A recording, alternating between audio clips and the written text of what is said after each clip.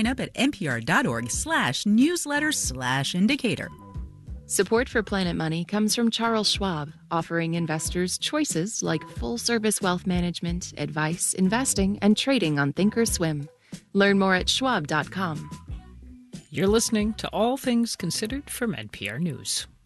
We hope you stay tuned. Marketplace is up next. On the show tonight, the Vietnamese tech sector is growing up. On the show tonight, AI, American companies, and the Vietnamese economy. That's Marketplace in just a moment at 6:30. We'll be back with All Things Considered at 7 o'clock. 71 degrees right now. We'll see lows in the upper 50s overnight. It's WNYC at 6:30. WNYC is supported by NJPAC, presenting the Alvin Ailey American Dance Theater May 8th through the 10th for Mother's Day weekend. Tickets at njpac.org or ticketmaster.com. This is WNYC 93.9 FM and AM 820. NPR News and the New York Conversation.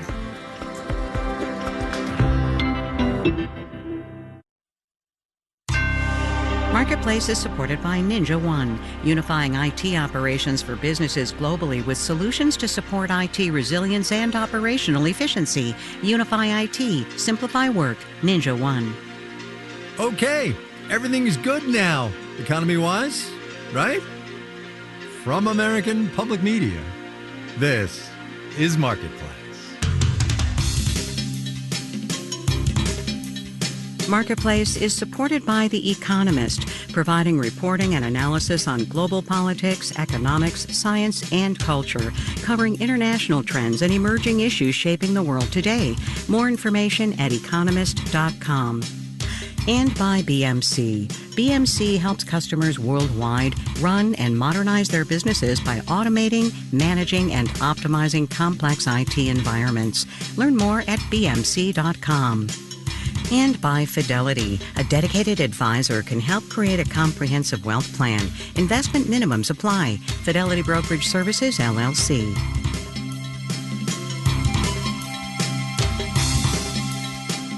In Los Angeles, I'm Kai Ryssdal. It is Friday today. This one is the 17th of April. Good as always to have you along, everybody. Okay, so look, everything is clearly not fine economy-wise. One might even say it's going to be a while before we get back up to fine economy-wise. But we're going to spend the next 7.5 minutes on this program testing that premise. Kate Davidson's at Bloomberg. Anna Swanson is at the New York Times. Hey, you two. Hey, Kai.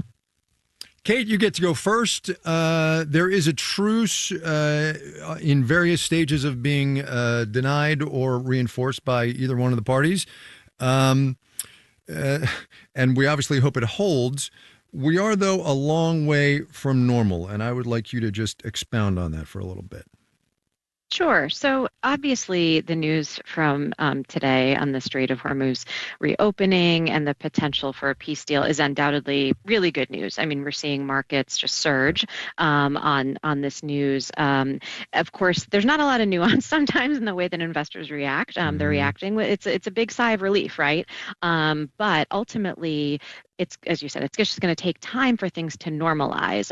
We heard from a lot of different finance ministers who were in Washington this week for meetings of the IMF and World Bank, talking about how even if the war were to cease immediately and everybody shakes hands, and it will take weeks, if not months, before normal operations resume. You need to get tankers back to the Strait, and it looks like from reports that we're seeing that people are already scrambling on this news, but it just takes time logistically to get things back to where they were. So we saw this big impact on prices. That's easing somewhat, but it's going to take weeks and maybe months for all the kinks to work out.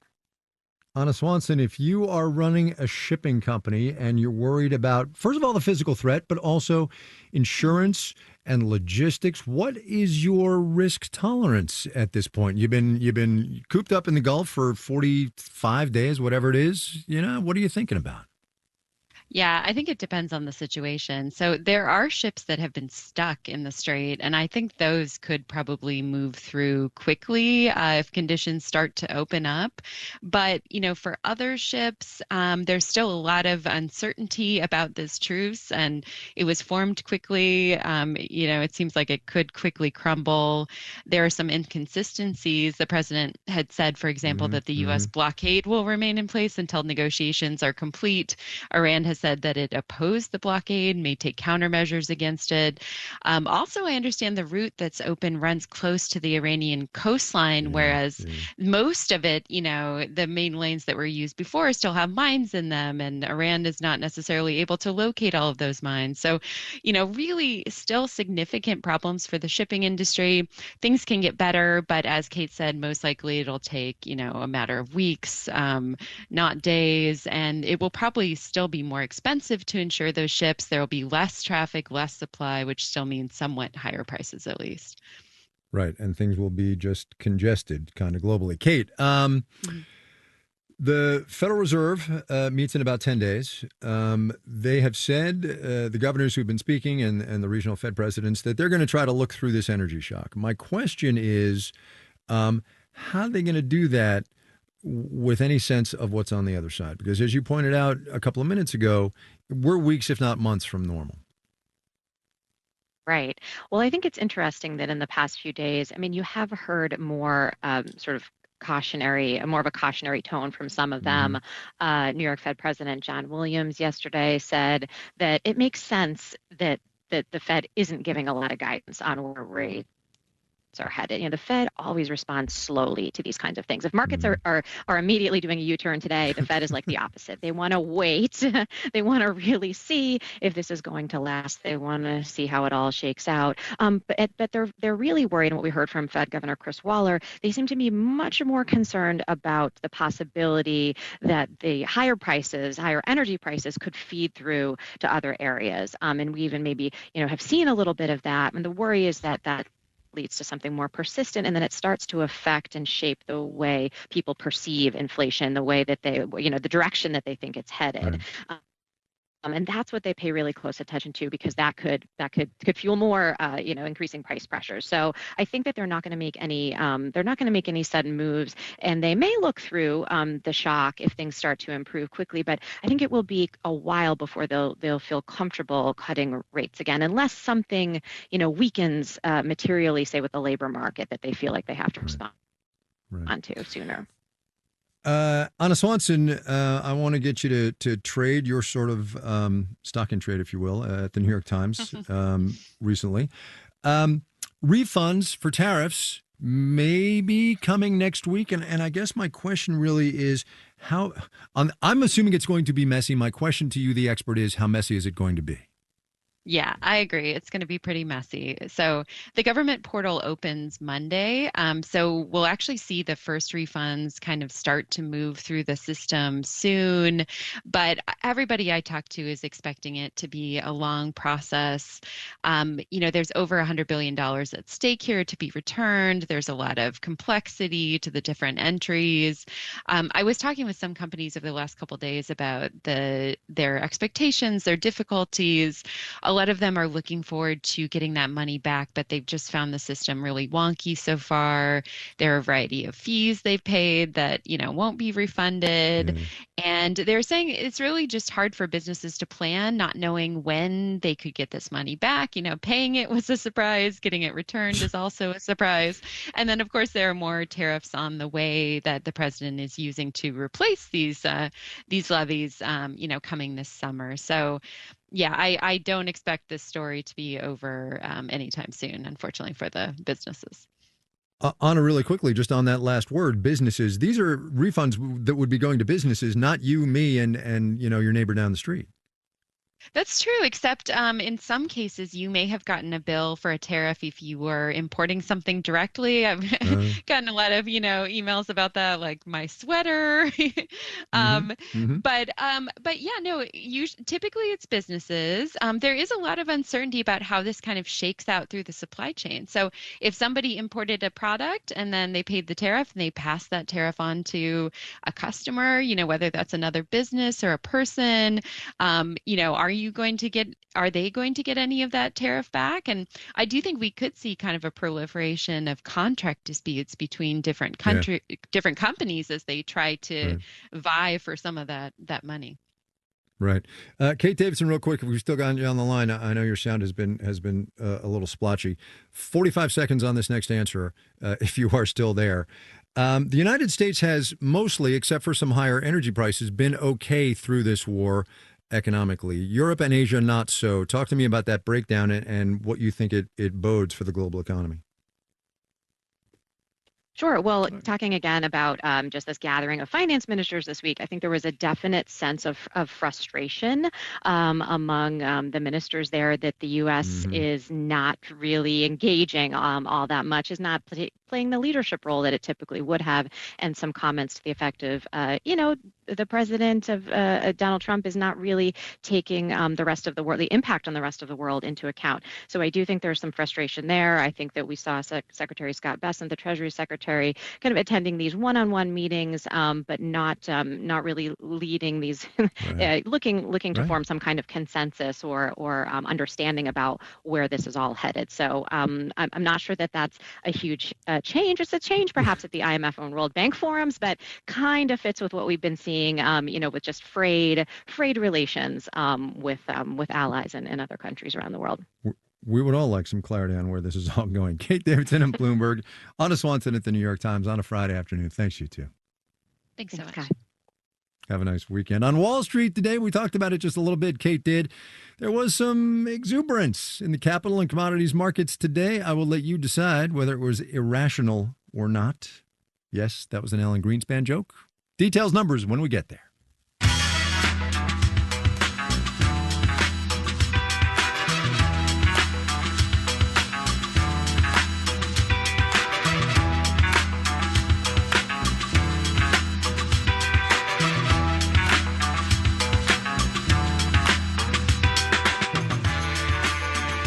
Here is a story about old media, social media, and the shopping habits of the mighty American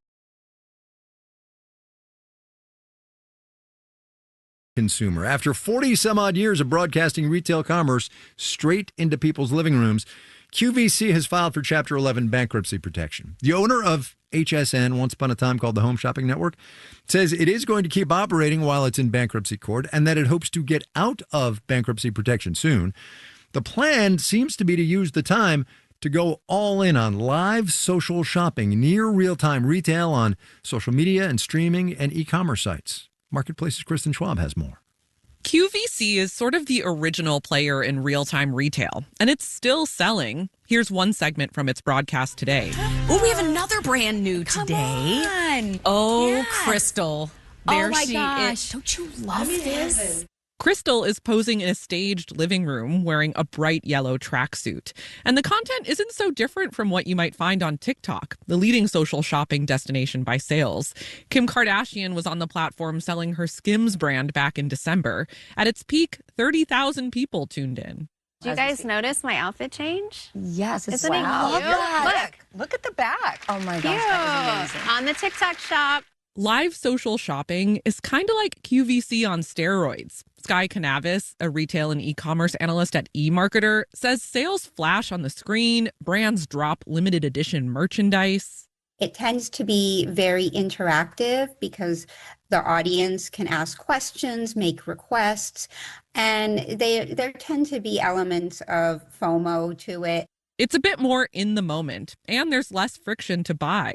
Shoppers can click on links in TikTok and check out directly on the platform, and people are engaged. Canavis expects TikTok shop sales to hit $23 billion in 2026.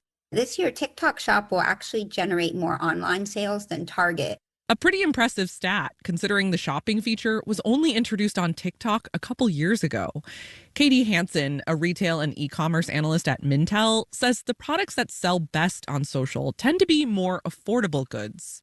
What I would call low risk products. So, maybe a piece of clothing or maybe even like food and drink, something that you're kind of doing one off and it doesn't require as much investment. But in general, Hansen doesn't expect social shopping to dominate retail the way it does in Asia. Social commerce in the US is more about discovering new products and brands.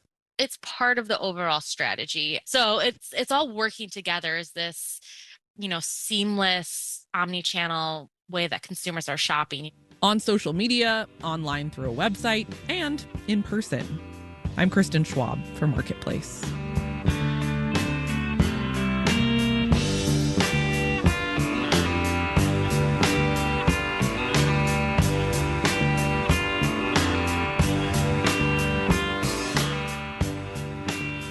Coming up. This is a very hip area. That's the word I was. Yeah, you can kind of tell. Very hip. Hip and high tech in Ho Chi Minh City. But first, let's do the numbers. Dow Industrial's up 868 today, 1 0.8%, 49,447. The NASDAQ gained 365 points, 1.5%, 24,468. The S&P 500 rose 84 points, 1.2%, 71 and 26. For the 5 days gone by, the Dow up 3.2%. The NASDAQ bounded up 6.8%. S&P 500 added about 4.5%. With ceasefires and truces and whatnot appearing to hold, for now is the important qualifier. The price of Brent crude down 9% today, $90 a barrel. That is still 20 more than before the war. WTI, West Texas Intermediate, closed at $82 for 1 barrel. How many gallons in a barrel, by the way? 42, in case you were curious. Bond prices rose. Yield on the 10-year T-note fell 4.24%. You're listening to Marketplace. Marketplace is supported by GEP, at the forefront of agentic procurement orchestration and autonomous supply chains. With GEP Smart Software, GEP Key Agentic AI, and Strategy Consulting, GEP works to help business optimize value and reduce risk. And by Bitwarden Password Manager, helping to extend spring cleaning to online security. Bitwarden is designed to manage password security by storing and autofilling logins, credit cards, and identities across accounts and devices. Bitwarden.com. And by JLL, helping businesses achieve goals through commercial real estate. From market insights to talent retention to finding the right place for businesses to grow, JLL is there. JLL, see a brighter way.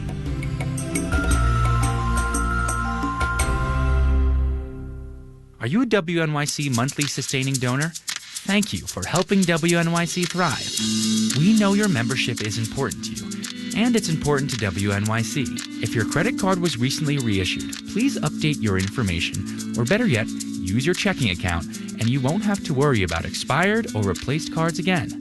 Give us a call at 888-376-WNYC or make your update online at wnyc.org/update. WNYC supporters include The New Group, presenting The Adding Machine, Sarita Chowdhury, Michael Cyril Creighton, Daphne Rubin Vega, and Jennifer Tilly star in this eerily current revival, a limited off-Broadway engagement. More at thenewgroup.org. You're listening to Marketplace on WNYC. In the 7 o'clock hour of All Things Considered, insurance for cargo and oil vessels stuck in the Strait of Hormuz has skyrocketed. How can insurers help us understand the realities of the war with Iran? That and more at 7. This is Marketplace. I'm Kai Ryssdal. Neela Richardson and I are wrapping up our reporting today from Vietnam. It's for our series, The Age of Work. By way of quick reminder, Vietnam's got about 2 working-aged adults for every person there who's under 15 or older than 65. A demographic sweet spot, Neela calls it. A young, increasingly tech-savvy labor force that can pay huge economic dividends for Vietnam and for companies doing business there, which is, in a roundabout kind of way, how we wound up talking to this guy. So I'm a country director for Tiny Fish. Huy Vo works for a company called Tiny Fish AI. I talked to the CEO of Tiny Fish in their offices in Silicon Valley a couple of months ago. It's one of thousands of AI startups that are competing for highly skilled software engineers right now. And last year, they opened an office here. This is our co-office space. Oh, your co-working space, Yes, sort of like exactly. WeWorkish. All right, Yep. okay. Huy was born and raised in Ho Chi Minh City, but spent 24 years living in the United States. He got a PhD in computing and worked as a professor in New York City. And then I always wanted to come back home, but I was also skeptical about the opportunity here in the city. And then I spent 1 year of sabbatical here, and that really changed my mind. What did you see here 3 years ago that made you uproot your whole life and come back here? Of course, my parents are still here. Yes, of but, course. So there's that, right? Yeah, but the thing is that I see now more, we're not just adopting technologies, but we also try to build it as well. So a lot of companies come to Vietnam not to outsource the labor, but actually to try to develop the core infrastructure and core technology in AI. Huy was the first hire that Tiny Fish made in Vietnam, and now he's building a team here. When I look around your office here, it looks like any startup office Betcha. in the Yeah. Bay Area. We stepped into a breakout room, 10 or so engineers working on computers. So, hello, guys. So, how are you? Hey, everybody. Sorry to bother you. Can we take 2 minutes and just ask a couple of questions? They somewhat reluctantly tore their eyes from their screens. For how many of you is this your first job? Raise your hand. A couple of hands went up. When you guys think about technology and Vietnam, what do you think of? Drew, you're going to boom her. She's going to answer this question. Yeah, I think we are good because we have some big technology company here. We apply AI in many fields, and currently I'm working in the AI too. Yeah, Tell me what you're working on today. What are you doing? I think it's secret. Believe me when I tell you, I won't understand what I'm looking at. I did not. Can you walk into any tech company and name your price? Or is it very competitive to get a job in the city in tech? I think it depends on its individual, but I think everyone's sit here is very competitive in the city. Yeah. So it depends on your skill set. Yes. Yeah. And mindset as well. How many people are from Vietnam? Raise your hands. You're the outlier. Where are you from? Yeah, don't look like one, right? You know, no, you don't. You sound, I don't know where you're from. I came here from UK. Originally, I'm Russian, but I live in London. Ah, so you're visiting for Yeah, a while. This and is you're my working with visiting trip. Mhm. Okay. Roll with me on this one. You're a guy originally from Russia, living in the UK, sitting in Ho Chi Minh City in Vietnam, talking to an American radio team about sort of the global economy. Does that ever, I mean, do you think about that at all? This is my life. This is tech, right? Yeah, this is what we're doing here. As we talked about yesterday, the Vietnamese government wants companies like Tiny Fish here. The Ministry of Planning and Investment has set a goal of making Vietnam a leader in AI research. NVIDIA has an agreement with the government to build an R&D facility here. There are tax incentives for high-tech enterprises, there are investments in infrastructure, and training programs to nurture young talent like the people Huy is trying to hire.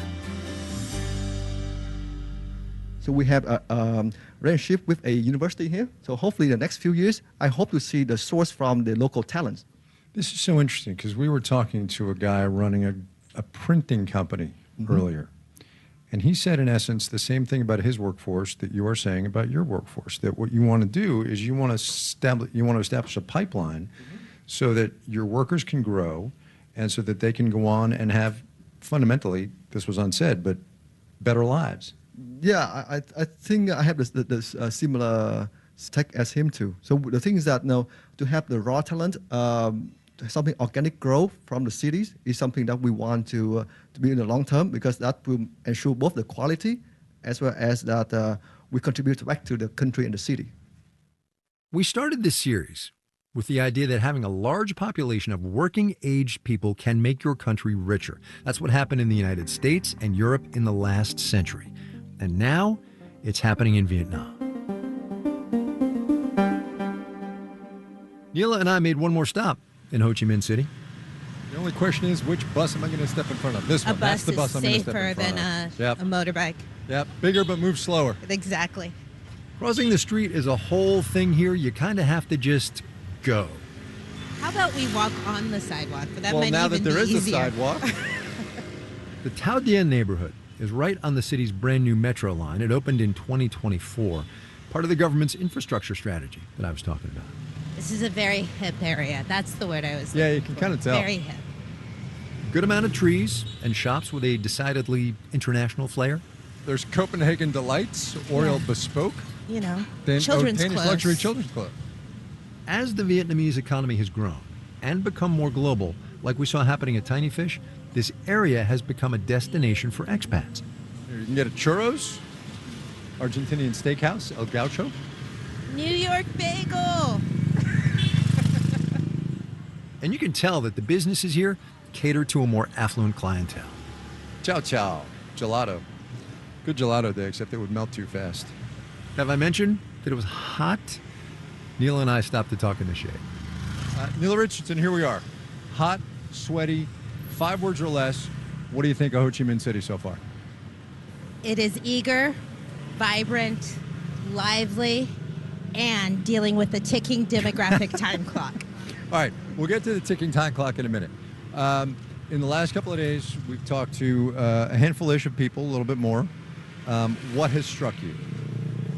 I think I'm going to start with the word I didn't use, urgency. Oh, yeah, I buy that. Yeah. You walk blocks and blocks, and all you see is vendors and Yep. commerce You see and commerce, right. merchants over and over and over Right. again. And yet it is a city that knows it has to transition quickly from where its past was in labor-intensive industries to where the global economy is going. You mentioned past, present, and future. So the thing that has struck me this whole week, I was living and working in China 30 years ago. And the parallels between Shanghai and Beijing of 30 years ago and Ho Chi Minh City of today are stunning. Both the physicality, right, of the slowly growing city center with modern glass buildings to you don't have to get too far out of town in Ho Chi Minh City, and it's very gritty, let's say, right? That's an exact parallel. In 30 years, we're going to come back here, and it's going to look like Shanghai and Beijing. You know? Is it? Is Yeah, it really? I think so. Because I think so. I see something a little bit different. All right. We started this conversation about a workforce that is at its peak in terms of the prime age worker. Yep.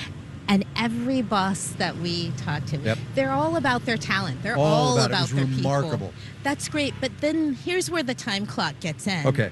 Because people are so much a part of this value-add, service-oriented, eager workforce. But they are also rapidly going to an aging economy in Vietnam. Right. So there is a window of time where they can tap into this workforce right now. That's why everybody's focused Right. on this moment to maximize that future. And in fact, at least one or two of the people we talked to said that, right? We have the moment now. Do you think they can do it? Do you think they're going to do it? Well, that's the thing. If it was only their own talent and their own value add, then absolutely. But their market is not Vietnam. Their market is the U.S., Yeah. Europe, Japan, and their supplier, by and large, is China. Right.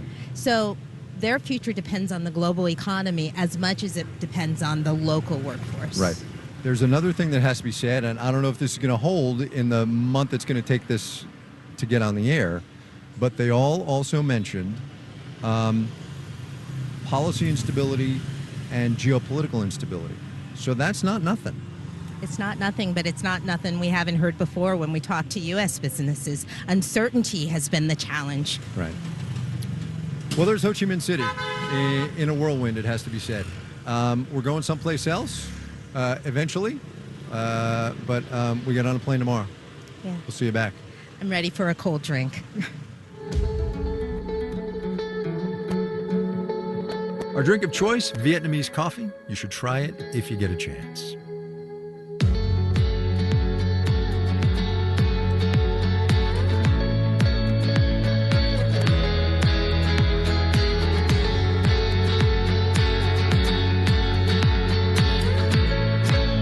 Marketplace is supported by Progressive. Progressive Commercial Auto Insurance protects the cars, trucks, and vans that work to keep small businesses moving forward, including protection while running errands and other tasks. More at progressivecommercial.com. And by ADP Research, committed to making the world of work more productive through data-driven discovery, insights at work for the future of work. Learn more at adpresearch.com. This final note on the way out today. I missed this yesterday and all the news about Europe only having 6 weeks or so of jet fuel left. That's what the head of the International Energy Agency said. Well, it turns out, and this is very relevant to our mutual economic interests, he also said today that it's going to take 2 years to recover the energy output from the Persian Gulf that has been lost over the past 6 weeks. Our theme music was composed by B.J. Liederman. Our stories from Vietnam were produced by Maria Hollenhorst and Sean McHenry. Drew Jostad and Charlton Thorpe did all of the engineering. Marketplace's executive producer and the brains behind our series, The Age of Work, is Nancy Fargali. Joanne Griffith is the chief content officer. Neil Scarborough is the vice president and general manager. And I'm Kai Risdall. Have yourselves a great weekend, everybody. We will see you back here on Monday, all right?